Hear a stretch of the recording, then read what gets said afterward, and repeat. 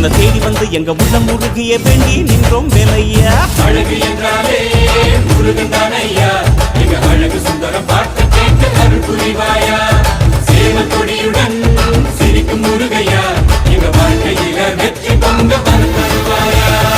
ஆறுபட வீடு கொண்ட முருகனுக்கு அரோகரா, அப்பானுக்கு பாடம் சொன்ன சுப்பனுக்கு அரோகரவும் பேர சொல்லி இந்த ஊரே வந்தோம்.